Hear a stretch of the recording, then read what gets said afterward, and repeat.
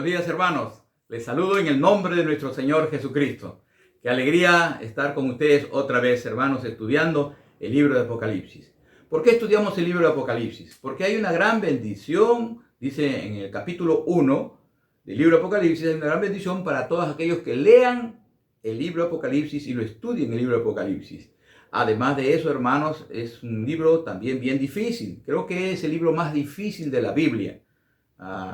Para estudiar Apocalipsis hay que saber bastante Biblia, hermanos, porque nos podemos equivocar y podemos decir cualquier disparate, hermano, cualquier otra cosa, porque tenemos que ir a la Biblia exacta, es decir, con los idiomas gemátricos, es decir, la Biblia matemática. Necesitamos descifrar las letras en números, qué es lo que realmente dice la palabra de Dios en los idiomas griego y también hebreo. Así que es importante acudir a esos idiomas. Muy bien, queridos hermanos, hoy día tenemos una meditación muy corta, pero de bastante significación, hablando sobre el sexto sello que se abre por nuestro Señor Jesucristo. Y en este sexto sello del capítulo 6 del libro de Apocalipsis, versículo 12 al 17, nos dice acerca de algunas cosas que van a pasar y van a suceder y que no quisiéramos ninguno de ustedes, hermanos, que pase estas tribulaciones. Entonces vamos a dividirlo en dos secciones. Primero, el rostro de Dios airado y que sufre la naturaleza. Y la segunda sección es el rostro de Dios airado sobre las personas que van a suceder, de todas maneras, que van a tener que pasar, porque están en un tiempo de tribulación. Entonces, en esta segunda sección vamos a ver el rostro de Dios y la situación de estos habitantes de la tierra. Entonces, vamos a desarrollar los primeros versículos, los tres primeros versículos, del versículo 12 al versículo 14, el rostro de Dios airado y las convulsiones de la naturaleza. Entonces, el rostro de Dios. Para definir lo que es el rostro de Dios, usted sabe que Dios es un Dios, dice la Biblia, es un Dios espíritu. Dios es espíritu y como espíritu es necesario que nosotros le adoremos. Así que no podemos saber acerca de un rostro como es el Señor, pero a través de la persona de Jesucristo, en la persona humana, podemos acercarnos algo, ¿no? Aunque el apóstol Juan lo vio al Señor Jesucristo en el capítulo 1, dice, en su magnificencia como ser humano, con un cabello blanco, sus ojos como de fuego, etcétera, etcétera.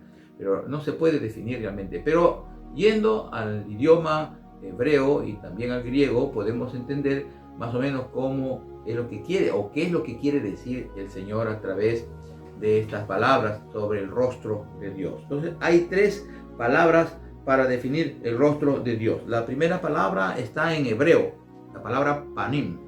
Esa palabra panim significa presencia de Dios, y eso significa el rostro de Dios. Y hay varios versículos bíblicos que nos hablan acerca sobre esto. Por ejemplo, el versículo del Salmo 105, versículo 4, dice así: buscad a Jehová, buscad siempre su rostro. O sea, lo que está diciendo, buscad al Señor, Dios Todopoderoso, su presencia. Eso es lo que quiere decir aquí, panim. También panim, en el Salmo 119, el versículo 135, dice la palabra de Dios: haz que tu rostro resplandezca sobre tu siervo. O sea, en otras palabras, panim significa haz que tu presencia se manifieste en mi vida, Señor. Es lo que estás diciendo. Así que la palabra en hebreo, panim, significa el rostro de Dios. Es en hebreo. Pero en el griego hay dos palabras muy significativas para definir sobre el rostro de Dios. La palabra opsis, O-P-X-I-S, opsis, que significa luz, una luz brillante como el sol en toda su fuerza, lo que está denotando que es la sabiduría de Dios que resplandece en su rostro. Bien, la otra palabra es la palabra prosopón, y esta palabra significa el manifiesto de la ira de Dios. El manifiesto de la ira de Dios, cuando Dios está airado, cuando está molesto por alguna causa que es justificable realmente porque no lo adoran, lo blasfeman del Señor, lo denigran al Señor, entonces Dios está molesto y se manifiesta con su prosopón. O sea, significa percibir la ira de Dios. Dios está airado. Podemos decir esto en Primera de Pedro, el capítulo 3, versículo 12. Primera de Pedro, capítulo 3, versículo 12, dice: el rostro del Señor está contra todos los que hacen mal. El rostro del Señor está contra todos los que hacen mal. Muy bien, en esta porción nos encontramos en la media tribulación. Todavía en este capítulo 6, cuando se abre el sexto sello, no es la gran tribulación, como algunos estudiosos de la Biblia, yo respeto sus ideas, pero dice que están en la gran tribulación. Pero aquí no me parece que es la gran tribulación, porque todavía no se han tocado las trompetas. Son 7 trompetas y cada trompeta es juicio de Dios, y esto está más adelante. Algunos dicen no, que no es cronológico la Biblia en Apocalipsis, etcétera, etcétera. Pero hermanos, tratemos de mantenernos en lo que es el mensaje Kairos y el mensaje Cronos, o sea, tanto el mensaje profético como también en el mensaje del tiempo aquí en la tierra. ¿Por qué? Porque no podemos separarnos de las dos cosas, ¿verdad? Es muy importante que entendamos esto sobre el mensaje profético, el mensaje Kairos, y también el mensaje Cronos, el mensaje de las horas y los minutos en este tiempo, en esta dispensación. Así que vemos aquí que no es la gran tribulación, todavía falta las copas también, las copas que van a ser derramadas y donde manifiestan la ira de Dios, y después viene el fin del mundo, y después viene el Armagedón, y ya les voy a estar explicando todas esas cosas. O sea, hay una secuencia, así que no estamos en la gran tribulación, esto es solamente tribulación. Estamos en los preliminares, sí, de la gran tribulación, pero no es todavía la gran tribulación, solamente es tribulación. Sin embargo, va a haber estragos en la naturaleza de la tierra, porque el mal trae toda esa perversidad del pecado, trae esas perversidades tan grandes que quisiéramos que nadie pase esos momentos tan terribles que la humanidad va a tener que sufrir por causa de su maldad y su perversidad. Entonces, lo primero que va a causar un estrago en la naturaleza de la tierra es que va a haber un gran terremoto. Ahora, debemos tener cuidado con esta palabra. Es un adjetivo, gran terremoto. Este es un apócope de lo que significa grande. O sea, cuando habla de un terremoto grande, es un terremoto inmenso. Yo diría que es un cataclismo. Es un terremoto tan grande, dice la palabra de Dios, que las islas de todos los mares se van a trasladar a otro lugar. Imagínense qué intensidad, qué magnitud de este terremoto. Y no solamente eso, sino que dice también los cerros que hay en la tierra, ¿no? En el mar las islas, y en los cerros en la tierra, dice, se van a trasladar también del lugar. O sea, es un cataclismo terrible, mis amados de Dios. El mar van a tener olas de más de 15 a 30 metros de altura. Imagínense ustedes qué es lo que va a pasar con esos maremotos, con esos tsunamis que va a haber por este cataclismo terrible que va a haber. Muy bien, entonces esto es importante que todos entendamos, y que va a suceder esto con el mar. También va a haber un cambio climático tremendamente por estos terremotos, estas convulsiones. En la tierra va a haber erupciones volcánicas, o sea que los volcanes van a entrar en actividad, y esto va a hacer que expulsen cenizas. Por eso dice la Biblia que el sol se puso negro. Porque por causa de las cenizas que los volcanes van a aventar, y en la noche como que la luna va a estar también rojiza, como de sangre. Así dice la escritura aquí, la palabra del Señor. En segundo lugar, va a haber una convulsión también en cuanto a las estrellas. Dice, las estrellas del cielo, dice aquí, las estrellas del cielo cayeron sobre la tierra, en el versículo 13.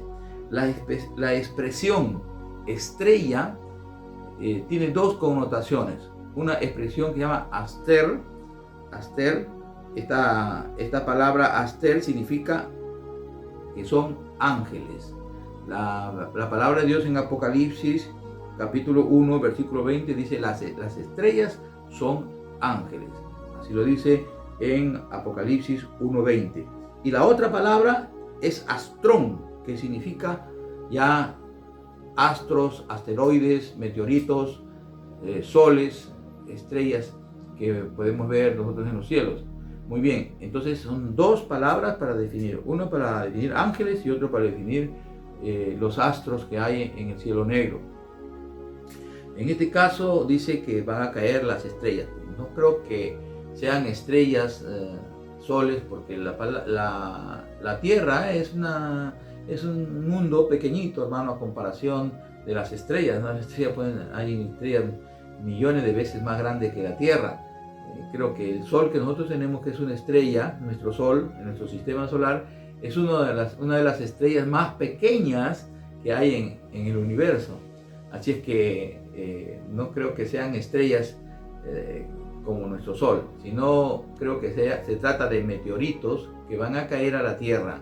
Y cuando un meteorito cae en la Tierra, ustedes saben, hay una fricción porque la atmósfera que hay en la Tierra no permiten que entren meteoritos grandes, así que se van a disolver, pero en esa disolución, en esa que se van a poner más chicos, entran en forma incandescente a la Tierra.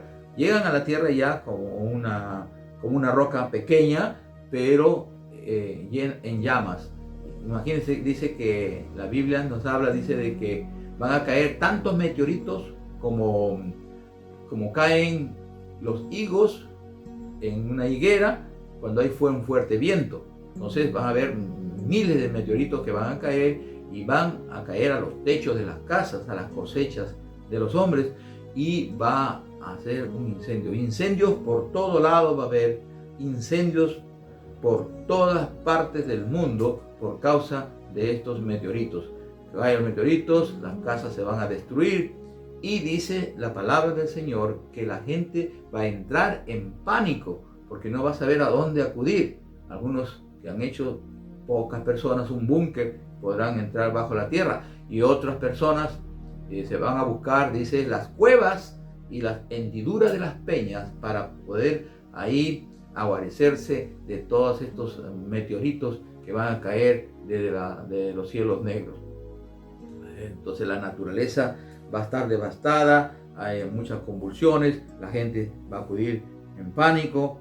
Y otra cosa más, después que caen los meteoritos hay un silencio, y dice la Biblia acá en el versículo 14, dice, y el cielo se desvaneció como un pergamino que se enrolla. O sea, después de la caída de los meteoritos, el cielo se va como si fuera a enrollar y se va a despejar. Es decir, las nubes se van a retirar y los rayos del sol van a caer sobre las personas.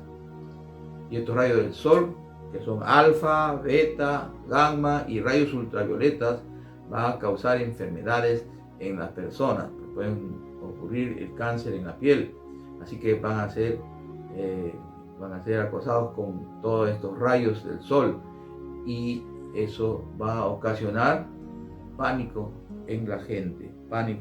Realmente el rostro airado de Dios y la situación de estos habitantes de la tierra es bien delicada. Entonces, esta segunda parte de este mensaje, quiero decirles de que el rostro de Dios airado va a hacer que la gente esté en pánico. La gente no va a saber qué hacer. Pero hay algo interesante que estoy viendo en esta porción bíblica. Cuando una persona está de esa manera sufriendo una enfermedad, o miren la magnitud de todos estos meteoritos, de todos estos terremotos, de todos estos volcanes, de todos los tsunamis que va a haber, todos los maremotos que va a haber, todos los ciclones que va a haber, pero en lugar de arrepentirse esa gente más bien reniega de Dios. Y aparte de eso, fíjese, buscan a otros dioses, y por eso, o sus filosofías, sus creencias, y no se refugian en el Señor Todopoderoso. Por eso van a sufrir muchísimos estas personas. Las personas incrédulas entrarán en gran pánico. En segundo lugar, las personas incrédulas pedirán morir a gritos. Dice la Biblia aquí que ellos gritan estas palabras: caed sobre nosotros y escondednos del rostro de aquel que está sentado sobre el trono de la ira del Cordero. O sea, que ellos piden morir, pero la muerte no va a venir sobre ellos. Van a estar pasando unas dificultades terribles, unas cosas terribles, que es la tribulación en esta apertura del sexto libro, del sexto sello que manifiesta en este capítulo 6 del libro Apocalipsis, del versículo 12 al versículo 17. En tercer lugar, dice también la palabra de Dios que las personas que son incrédulas, dice, son conscientes que el gran día de la ira de Dios y del Cordero ha llegado. Son conscientes. Por lo menos hay 7 grupos de personas que nos manifiestan aquí en este versículo del capítulo 6. Dice la Biblia que los reyes de la tierra, los grandes, los ricos, los capitanes, los poderosos. Yo he apuntado aquí 7 grupos. Dice los reyes, los magnates, los príncipes, los gobernadores, los altos militares, los ricachones y potentados, y la gente común va a ser afectada. Todos aquellos incrédulos van a ser afectados con todos estos juicios del Señor. ¿Por qué pasar estos juicios si el Señor, ahorita, por ejemplo, en estos momentos estamos en el tiempo de gracia? Allá no va a haber esa gracia como la que tenemos ahora, y que podemos pertenecer a la iglesia del Señor. La iglesia es una sola, por si acaso. A la gente le ha puesto, los seres humanos le han puesto nombres, algunos se llaman de una manera, otros se llaman de otra manera, no quiero mencionar nombres, pero ninguna iglesia aquí en la tierra es perfecta. Todas las iglesias son imperfectas. Solamente Jesucristo es quien puede salvar. No hay ninguna iglesia que ha muerto por nosotros. Solamente Jesucristo es el único mediador entre Dios y los hombres, Jesucristo hombre. No hay, mis amados amigos y hermanos, no hay otro nombre dado a los hombres bajo el cielo en quien las personas puedan salvarse. Solamente Jesucristo. ¿Por qué? Porque Jesucristo tomó nuestro lugar. La paga del pecado es la muerte. Nosotros tenemos que morir, pero Jesucristo tomó nuestro lugar y murió por nosotros. De manera que Él promete, todo aquel que se acerca de corazón y confiesa con su boca que Jesucristo es el Señor y cree que resucitó al tercer día de los muertos, Jesucristo le promete salvarlo y darle vida eterna. Vida eterna. ¡Qué maravilla!, ¿verdad? Inscribirlo en el libro de la vida, y cuando allá se pase lista, usted va a responder a su nombre: heme aquí, Señor. El Señor va a recibirte y te va a decir: bueno, buen siervo, en poco me has sido fiel, en mucho te pondré, entra al gozo de tu Señor. Y tú recibes a Jesucristo ahora de corazón y confiesas con tu boca que Él es tu Señor y crees que murió por ti, te aseguro que no morirás. Pasarás quizás de una etapa a otra etapa. La Biblia la llama, el Señor Jesucristo le llama dormir. Dormirás, tu cuerpo quedará en la tumba, pero tu alma se irá al cielo. ¿No te gustaría ir al cielo? ¿No te gustaría no pasar la tribulación? Dios no quiere que pases la tribulación. Va a ser tiempos muy difíciles para todas las personas que van a pasar la tribulación. La palabra del Señor dice algo que me gusta muchísimo y muy interesante que pongas atención lo que dice la Biblia. Dice así: porque el gran día, versículo 17, el gran día de su ira ha llegado. ¿Y quién podrá sostenerse en pie? ¿Quién podrá sostenerse en pie? Esa es la pregunta que hace aquí en la Biblia. ¿Quién podrá sostenerse cuando pase en la tribulación? Pero Jesucristo tiene la respuesta.